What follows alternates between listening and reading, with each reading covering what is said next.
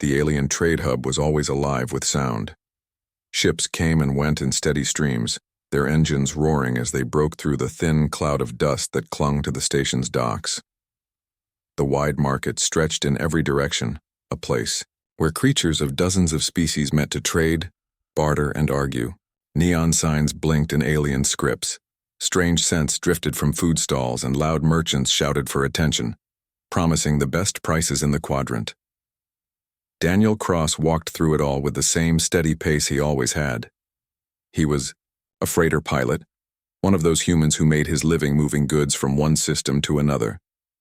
His ship was small, old, and far from impressive, but it was home. He had no grand ambitions, no dreams of wealth or fame.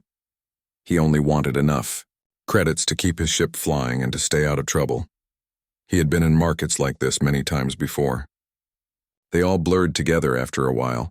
Different aliens, different voices, different smells, but always the same chaos. Daniel usually ignored the noise around him, focusing on the list of supplies he needed. Today, he carried a data pad with fuel orders, maintenance parts, and a few crates of human food that could last him through another long trip. But in the middle of all the noise, a single sound broke through and made him stop. It was a cry, high-pitched, desperate, and full of fear. My mom won't wake up." Daniel turned his head. At first, he thought maybe it was some street scam, the kind where children begged for credits while their partners watched from the shadows. But this voice was different. It shook, cracked, and carried the weight of real fear. He pushed through a small crowd and saw her. A little alien girl stood on the floor of the market, her body trembling. She had pale blue skin that shimmered faintly under the artificial lights, and her large eyes glistened with tears. A faint crest of scales ran down the side of her head, twitching like frightened feathers. She was no older than 7 or 8 in human years, though Daniel didn't know her species well enough to guess. Beside her, a woman, clearly her mother, lay slumped on the ground. Her arms were limp, her chest barely moving. Her face looked strained, as if she had collapsed suddenly. The girl clutched at her mother's arm and shouted again, louder this time. "Please, someone help. My mom won't wake up." Daniel looked around. Dozens of aliens walked past. Some slowed down, glanced, for a moment, and then turned away. A merchant scowled and muttered about customers blocking his stall. A tall insectoid alien clicked its mandibles and stepped aside, pretending not to hear. Nobody stopped. The girl's voice cracked. She shouted again, her words breaking with sobs. Still, the crowd moved around her as if she were nothing. Daniel felt something tighten in his chest. He could almost hear the excuses in the air. "Not my problem, not my species. Someone else will help," but nobody did. He set down his supply crate and crouched near the girl. "Hey," he said softly. "It's okay, I'm here." The girl looked up at him with wide, tear-streaked eyes. Please help my mom. She just fell and she won't wake up." Daniel nodded quickly. He had no idea what was wrong, but he couldn't stand still like everyone else. He checked the mother's breathing. It was shallow, uneven, and her skin looked a shade too pale, even for her kind. Her chest rose only faintly with each breath. "She's alive," he said gently. "But she's in trouble." The girl clutched his sleeve. "Don't let her die." "I won't," Daniel promised, though he wasn't sure how much he could do. He lifted his head and looked around. "Is there a med station here? A clinic?" he asked the crowd. Nobody answered. A few glanced away, pretending they hadn't heard. Daniel clenched his jaw. Fine. If they wouldn't help, he'd figure it out himself. He slid his arms under the alien woman and lifted her carefully. She was lighter than he expected, her body fragile and thin. The girl scrambled to her feet and followed him closely. The crowd parted for him, though not out of kindness. Many stepped aside only to avoid being touched by the human carrying an unconscious alien. Daniel ignored their looks. The med station wasn't far. A glowing blue cross marked its entrance. Inside, the room was small, crowded with patients. Single medic, an exhausted-looking reptilian with dull green scales, glanced up as Daniel entered. She collapsed, Daniel said quickly, lowering the woman onto a bench. Breathing shallow. Needs help now. The medic looked at the patient, then shook his head.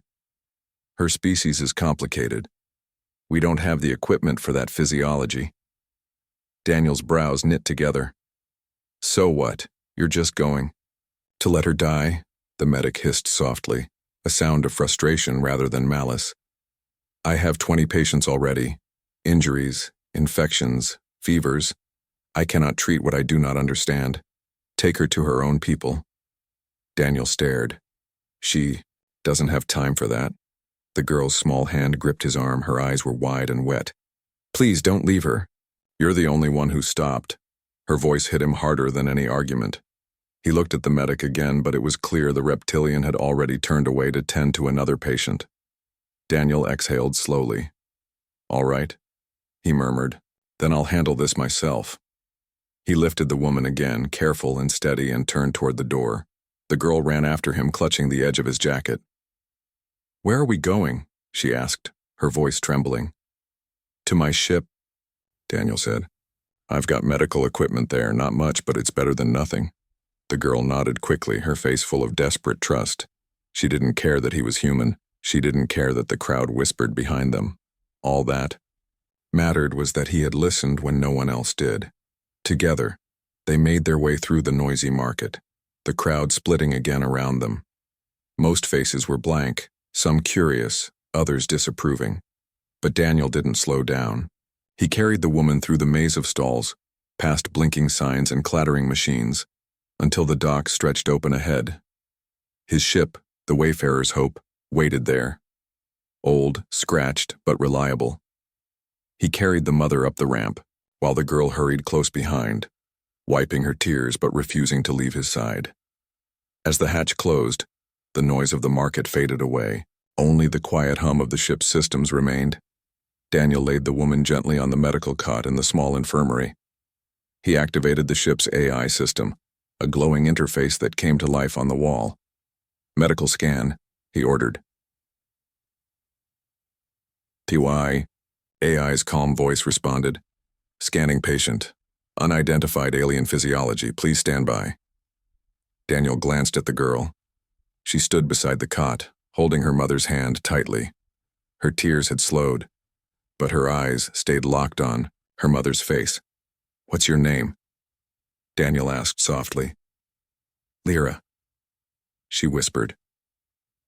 Well, Lyra, Daniel said. I'm Daniel, and I promise you we're going to try everything we can.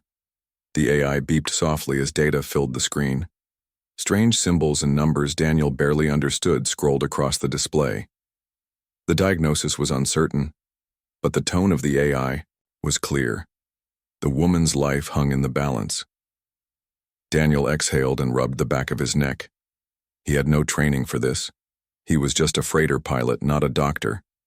But he couldn't shake the image of the market crowd, turning away as if the girl's cry had meant nothing. He wouldn't be like them. For the first time in years, Daniel felt a fire inside his chest. He didn't know what he was walking into. He didn't know if he could save her. But he knew one thing for certain. He wouldn't let Lyra stand alone in that fear again. And so while the station outside carried on with its trade and its noise, a human pilot bent over an unconscious, alien mother preparing to fight for her life. The small medical bay on Daniel's freighter hummed quietly. Lights glowed softly along the walls, and the medical cot where Lyra's mother lay was surrounded by faint blue scanners. The AI system projected readings on the screen, numbers, and patterns shifting quickly. Daniel stared at them, trying to make sense of it all. The girl, Lyra, sat on a stool beside the cot, holding her mother's hand. Her eyes were wide and red from crying, but she refused to look away. She kept whispering softly to her mother, as if her voice could keep her alive. Don't go, Mom. Please don't go. Daniel stood with his arms crossed, worry pulling at his face. He had carried cargo through asteroid fields, flown past pirate ambushes, and survived mechanical failures in deep space. But standing here, looking at this woman struggling to breathe, He felt more helpless than ever before.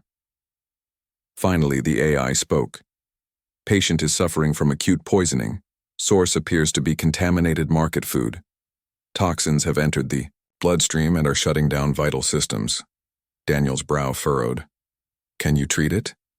The AI paused. Alien physiology is only partially mapped.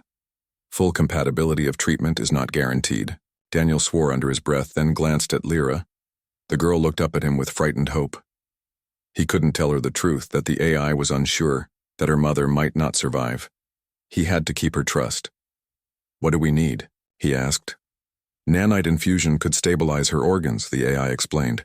However, human-designed nanites must be adapted to her unique biology. Incorrect mixture could cause further damage. Daniel rubbed the back of his neck. So you're saying there's a chance it works, and a chance it kills her? Affirmative. Silence fell in the room. The steady beeping of the monitors seemed louder than before. Lyra's small hand squeezed her mother's fingers tightly.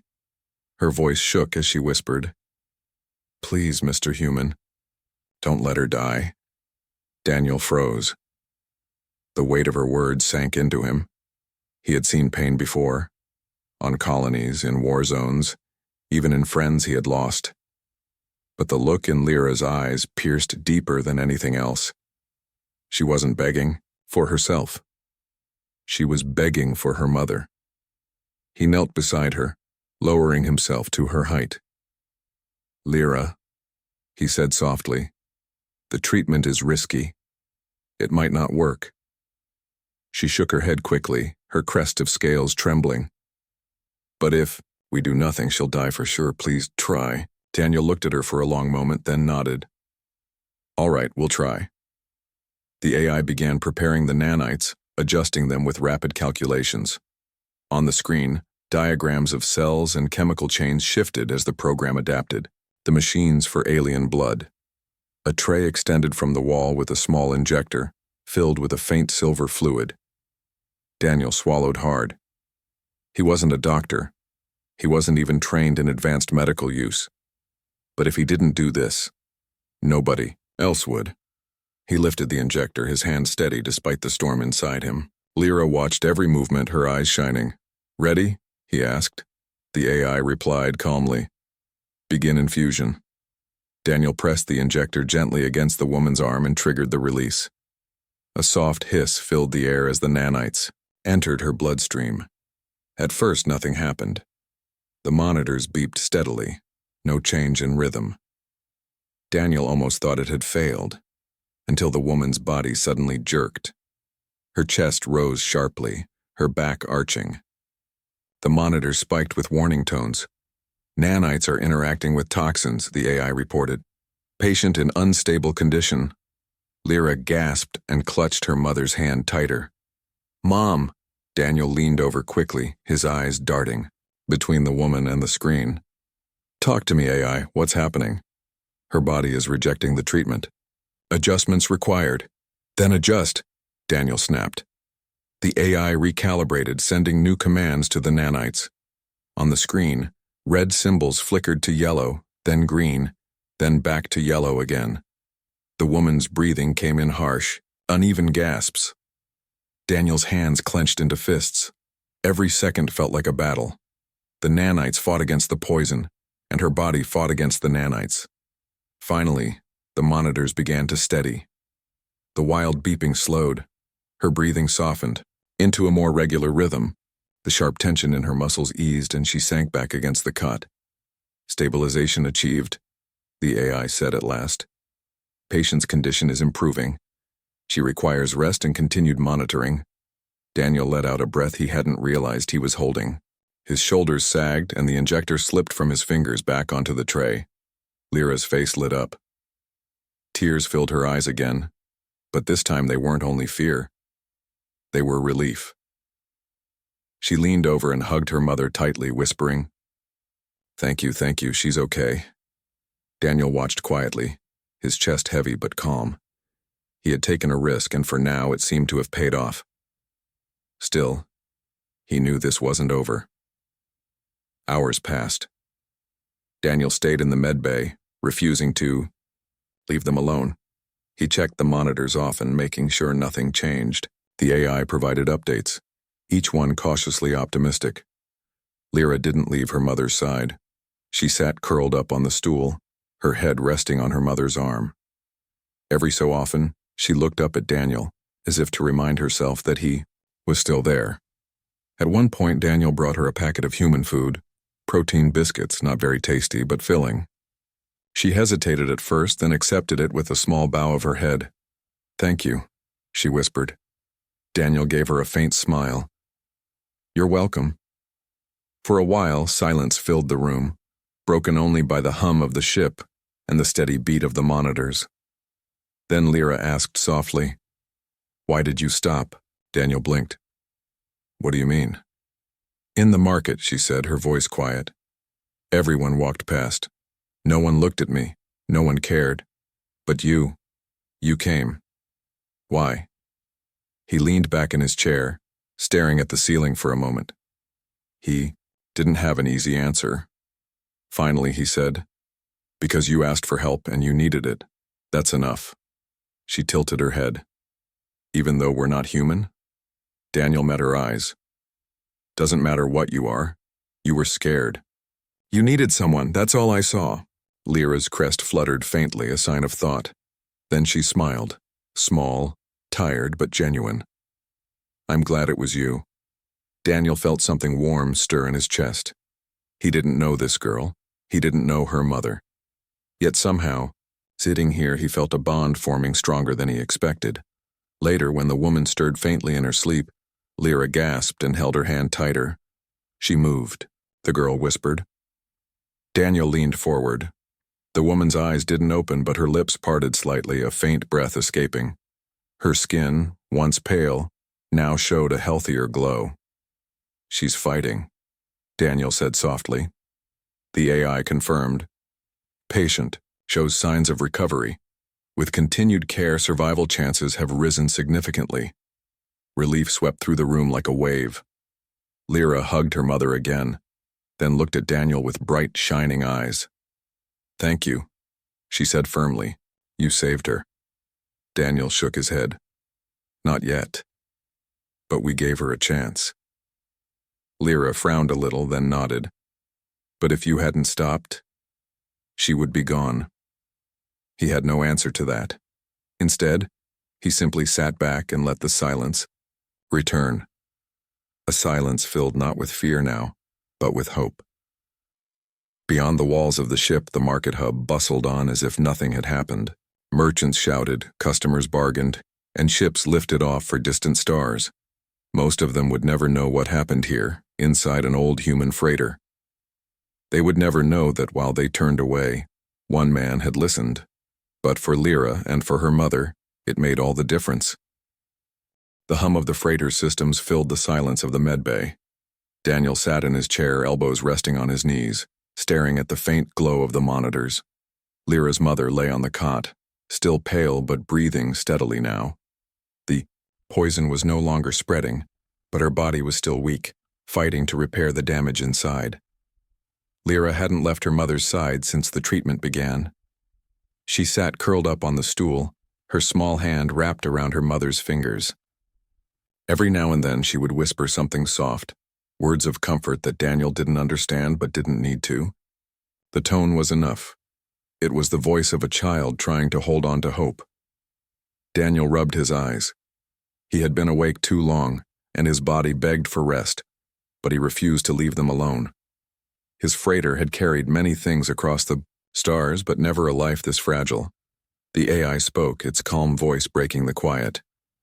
Patient's vital signs remain stable. However, toxins linger in the deeper tissue. Full recovery requires continued nanite assistance. Risk of relapse remains high. Daniel sighed.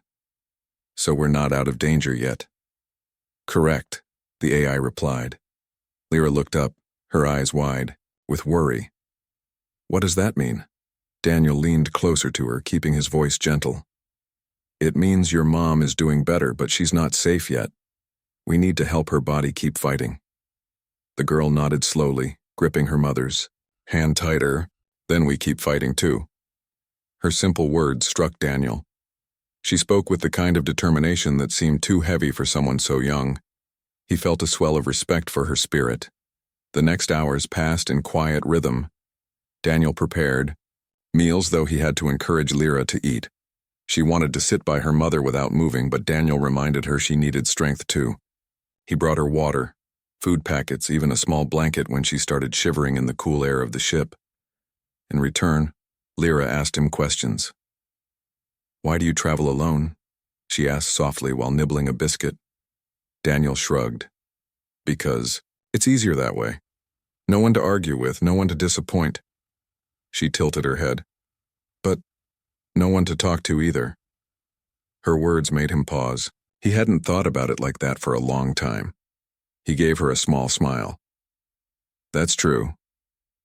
She studied him for a moment, then said, "You don't seem like someone who should be alone." Daniel didn't answer. He wasn't sure what to say. By the next day, the AI delivered another update. Patient's organs are stabilizing, but the toxin remains in the bloodstream. Recommend full purification procedure. Estimated risk, 35% mortality. Daniel frowned. "That's too high." "It is the only path to long-term survival," the AI said calmly. "Without full purification, patient's health will deteriorate again within days." Daniel rubbed his forehead. A 35% chance of failure was too much for any sane man to accept. Yet doing nothing meant certain decline. It was a choice between risk and slow loss. He looked at Lyra.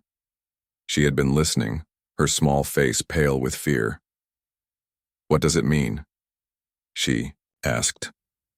Daniel knelt in front of her, his voice steady. "It means your mom needs a stronger treatment. But it's dangerous. There's a chance it might hurt her." Tears welled in her eyes, but she shook her head firmly. "If we don't try, she'll die anyway. Please, please try." Daniel hesitated. He wanted to promise safety, but he couldn't lie. Instead, he placed a hand on her shoulder. "All right, we'll try." The preparation took hours. The AI created a new mixture, combining human nanites with neutral fluids designed to adapt to alien blood. It required precision. Too weak, and the toxin would remain. Too strong, and her body would shut down under the strain. Daniel worked carefully, following the AI's instructions step by step. He sterilized equipment, adjusted injectors, and prepared the medbay for emergencies. Sweat clung to his forehead despite the cool air. Finally, everything was ready. The injector glowed faintly with silver-blue liquid. Infusion prepared. The AI confirmed. Patient must remain under close observation. Duration, 6 hours. Daniel exhaled and looked at Lyra. "This is it." The girl swallowed hard but nodded. She moved closer, holding her mother's hand tightly. "I'm here, Mom," she whispered. Daniel pressed the injector to the woman's arm and triggered the release. The reaction was immediate. The woman's body tensed, her breathing sharp and uneven. The monitor screamed warnings as her heart rate spiked, then plummeted. "Nanites engaging toxin," the AI reported. "Severe reaction detected." Lyra gasped, tears spilling from her eyes. "What's happening?" Daniel's jaw tightened. "Her body's fighting the treatment, we just have to hold on." He adjusted the machine, stabilizing fluid levels. The AI recalibrated the nanites, sending them deeper into the bloodstream. For long minutes, the battle raged inside her body, invisible but fierce. The woman's skin grew clammy, her chest rising and falling with ragged effort. At one point, the monitors flatlined, and Daniel's heart nearly stopped with them. He slammed a command into the console, sending an emergency pulse through the nanites. The line spiked back to life.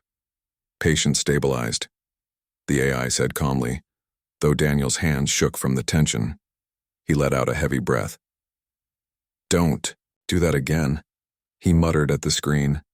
The AI ignored him, continuing its work. Hours dragged on. Lyra never moved from her mother's side. She whispered words of love and comfort, her small voice steady even when the monitors screamed warnings. Daniel admired her courage, though he wished she didn't have to carry so much weight. Finally, After what felt like an eternity, the AI spoke again. Purification complete. Toxins reduced to negligible levels. Patient's survival chances increased to 85%. Daniel slumped back in his chair, relief washing over him. Lyra let out a cry of joy and hugged her mother tightly. "She's going to live?" the girl asked, her voice trembling with hope. Daniel nodded. "She's going to live." Lyra's tears came again, but this time they were bright with happiness. She turned and hugged Daniel suddenly, wrapping her small arms around him. "Thank you," she whispered fiercely. "You saved her." Daniel froze, then gently patted her back. "We saved her. You stayed with her the whole time." But inside, he knew the truth. He had taken the risk when no one else would. He had gambled with a stranger's life, and this time it had worked. Later, after Lyra fell asleep curled up beside her mother, Daniel sat alone in the cockpit. He stared out at the stars, the endless sea of light stretching beyond the glass. He thought about the market. He thought about the way everyone had looked away. He thought about how easy it would have been to walk past, to tell himself it wasn't his problem. But he hadn't. And because of that, a child still had her mother. The medbay was quiet, filled only with the steady hum of the ship's systems and the soft beeping of the monitors. Daniel sat in the corner, arms folded, eyes half closed from exhaustion. He hadn't truly rested in days. But now, as he looked toward the cot, he felt a warmth spread through his chest that made the lack of sleep worth it. Because the alien woman had opened her eyes. Her breathing was steady, her skin brighter than before. She looked weak, yes, but alive.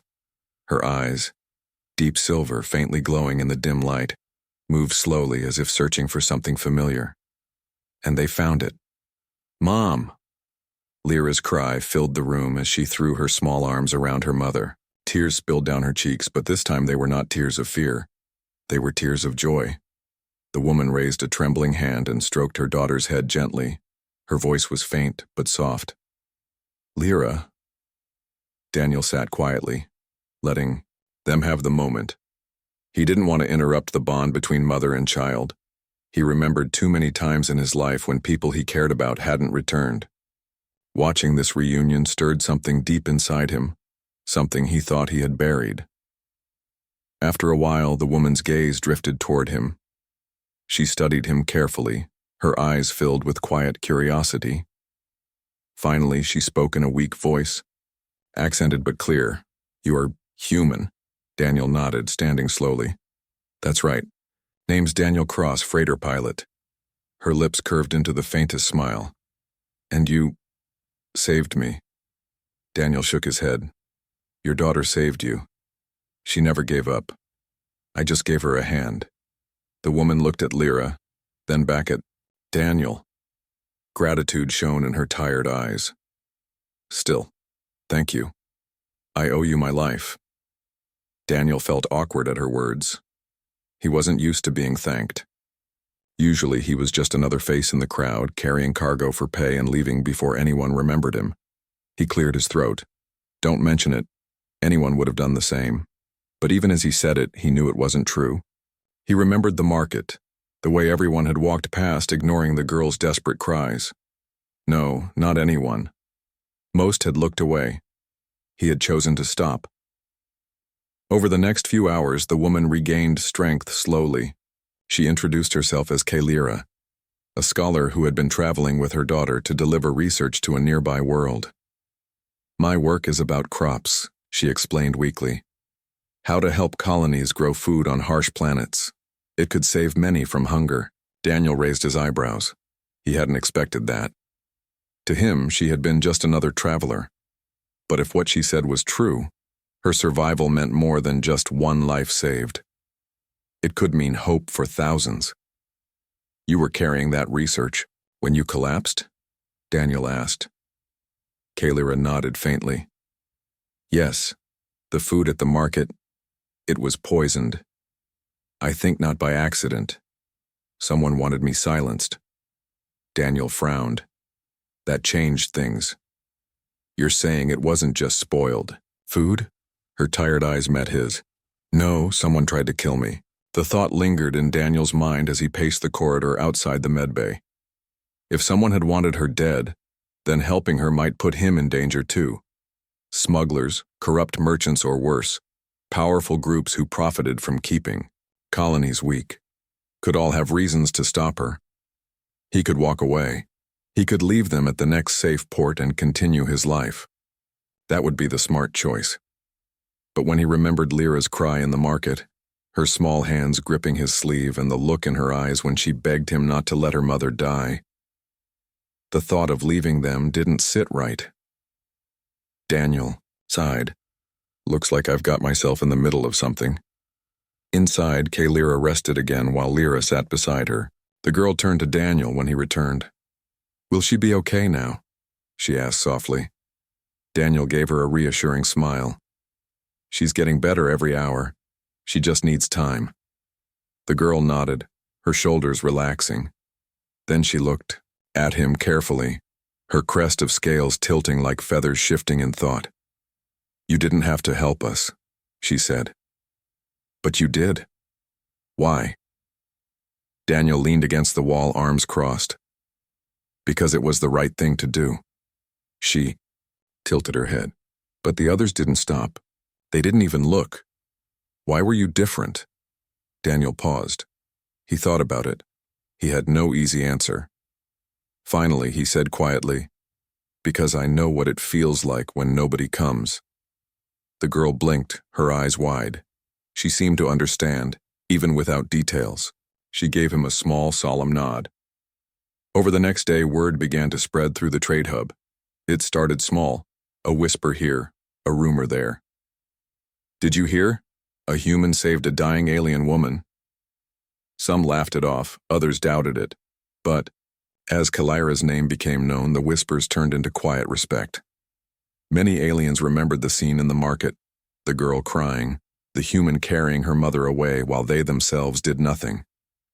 Guilt crept into their thoughts. A few began to speak more kindly of humans who were often considered brash or selfish by many species. Daniel didn't care about any of that. He wasn't interested in fame or respect. He just wanted Lyra to recover. But Lyra cared. She noticed how others looked at Daniel differently now. Where once there had been distrust, now there was curiosity, sometimes even admiration. She smiled proudly when she saw it. That's because of you, she told Daniel. He shook his head. I'm no hero, I just helped.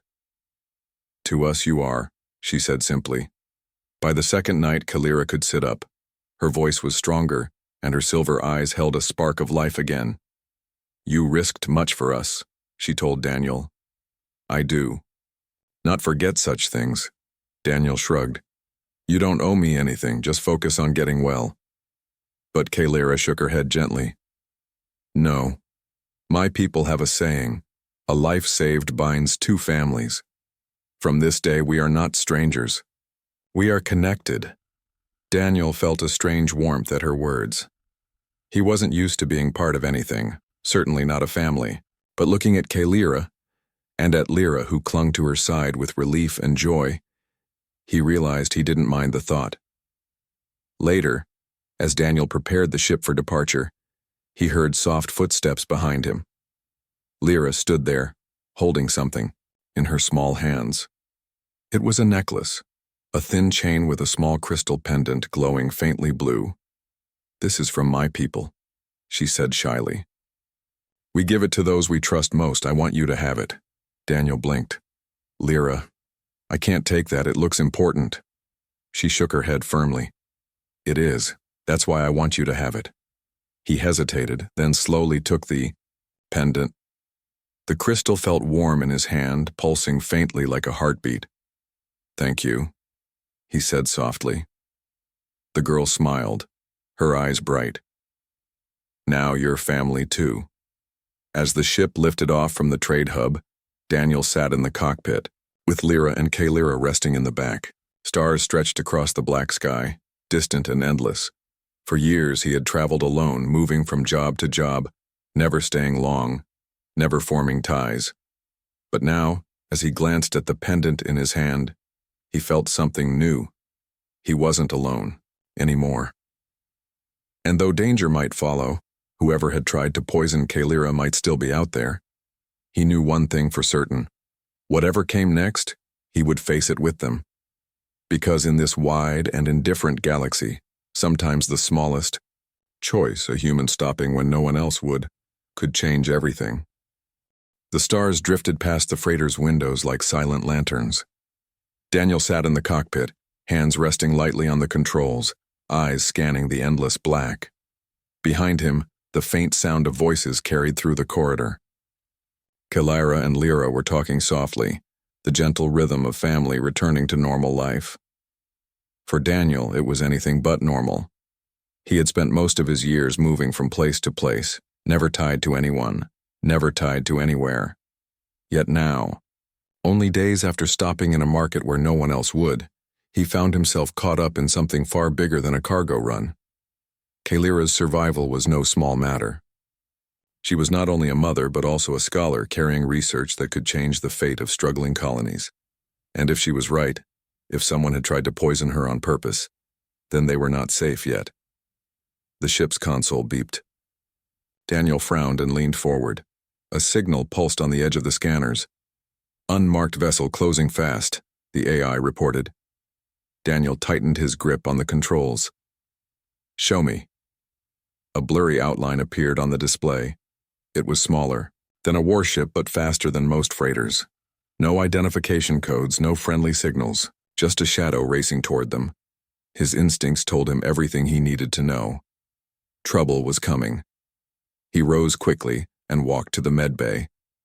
Kalira was sitting up now, still weak but stronger than before. Lyra sat close by, telling her mother a story about the market before everything had gone wrong. Both looked up as Daniel entered. What is it? Kalira asked, noticing his serious expression. Ship on our tail, Daniel said. No ID. They're coming fast. Kalira's silver eyes narrowed. Then it is them, the ones who tried to silence me. Lyra gasped softly and clutched her mother's arm. They're coming here? Daniel gave a firm nod. Looks like it. And they won't be here to talk. He looked at Kalira. You said your research could change things. That's why they want you gone? Yes, she whispered. The colonies have suffered for decades. Many powerful groups profit from their hunger. My research could end that. Daniel exhaled slowly. It all made sense now. This wasn't about one woman. It was about keeping billions in chains. He looked at Lyra, who was watching him with wide, frightened eyes. In that moment, Daniel made his choice. Then we don't let them win. The next hour was tense. Daniel prepared the ship as best he could. He wasn't a soldier, but he knew how to handle a freighter in rough situations. Shields powered up, engines warmed, and every system was tuned to give them a chance. Kalira tried to help, but her body still needed rest. Lyra, however, refused to sit still. What can I do? She asked, her small voice trembling but determined. Daniel looked at her, then at the console. Stay by your mom. She needs you close. That's more important than anything else. The girl nodded and held her mother's hand tightly. As the hostile ship drew closer, Daniel felt the old weight of loneliness slip away. He wasn't just flying for himself anymore. 2 lives depended on him now, and for the first time he welcomed the responsibility. The enemy vessel appeared on the scanner, sharp and fast. Daniel didn't wait. He pushed the freighter hard, engines roaring as stars streaked across the window. Warning, the AI announced. Pursuer locking weapons, Daniel muttered under his breath. Of course they are. The first blast shook the freighter, rattling every bolt in the hull. Sparks flew from the console. Lyra cried out, clinging to her mother. It's all right, Daniel shouted over the noise. I've got this. He twisted the controls, sending the ship diving between drifting rocks of an old asteroid field. Laser fire streaked past, missing by inches. The freighter groaned under the pressure, but Daniel held it steady. Come on, girl, he whispered to the ship. Hold together for me. Another blast rocked them, grazing the shields. Warnings flashed red across the screen. Shields at 60%. the AI reported. Kalira's voice was calm despite the chaos. They will not stop. They will chase us until they succeed. Daniel clenched his jaw. Then we make sure they don't succeed. The fight dragged on through the asteroid field. Daniel flew with every ounce of skill he had, weaving the freighter through narrow gaps, dodging fire and using the rocks as cover. But the enemy ship was faster, stronger, built for the hunt. A direct hit slammed into them, throwing Daniel forward. Against his harness, alarms screamed. Engines damaged, the AI warned. Speed reduced, Daniel cursed under his breath. They couldn't outrun them anymore. He turned to Kalira. Do you have any of your research files ready to send? If they get us, that work needs to survive. Kalira's eyes widened. You would risk yourself for that? For you, Daniel said firmly. For Lyra. For the people who need it. Kalira stared at him for a long moment, then nodded. She began transferring the files into a secure beacon. Meanwhile, Daniel steadied his hands on the controls. If they couldn't run, maybe they could fight. The freighter wasn't built for battle, but it had defense turrets. Old, rusty, but functional. Daniel armed them and locked onto the pursuing ship. The first volley fired. Bright streaks of light shot across space, striking the enemy's shields. Not enough to break through, but enough to make them pause. Daniel grinned grimly. Come on then, let's see what you've got. The battle raged. The freighter shuddered under every hit, but Daniel refused to back down. He fought with stubborn determination, forcing the enemy to chase him through the thickest parts of the asteroid field. Kalira finished her work and handed him the beacon. If we fall, release this. Let it carry the research to someone who can finish what I started. Daniel took it and slid it into a launcher slot. We're not falling. Not today. Another blast slammed into them, shaking the ship violently. Lyra cried out, but Kalira pulled her close, whispering comfort. Daniel's hands flew across the console. He guided the freighter toward a massive asteroid split in two. The enemy followed, certain of victory. But Daniel wasn't done yet.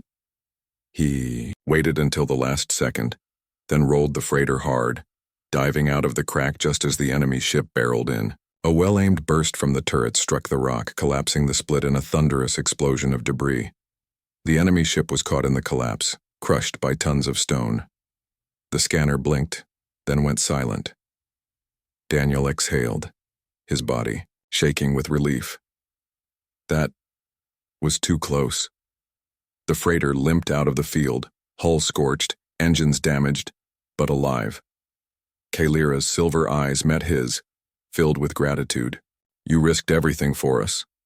Daniel shrugged, trying to sound casual, though his heart still raced. That's what humans do. We take risks when it matters. Lyra jumped up from her seat and hugged him tightly. I knew you'd keep us safe. For a moment, Daniel didn't know how to respond. Then he smiled and hugged her back gently. Days later, the freighter touched down on a small colony world. The settlement was modest, simple domes and towers rising from dusty soil. But the people welcomed Kalira with open arms once they learned who she was and what she carried. Daniel watched as she handed over the beacon containing her research. He saw the spark of hope in the colonists' eyes. For them, this was more than information. It was survival. Kalira turned to him. You could leave now, Daniel. Go back to your life. No one would blame you. Daniel looked at her, then at Lyra, who was smiling up at him with trust and affection. He thought about the lonely years drifting through space, about the market where everyone else turned away, about the battles fought not just for survival, but for something greater, and he realized he didn't want to go back to being alone. I'll stay, he said simply, at least for a while. Seems I've got family now. Kalira's eyes softened. Yes, family. Lyra beamed and grabbed his hand. Then you're not just a pilot anymore. You're part of us. Daniel chuckled. For the first time in years, the sound felt natural. As night fell on the colony, Daniel stood outside looking up at the stars. The galaxy was still vast, still dangerous, still full of shadows. But now he wasn't drifting alone. One small choice had changed everything. He had stopped when no one else would. And because of that, a child still had her mother. A mother still had her daughter. And hope for countless worlds was alive again.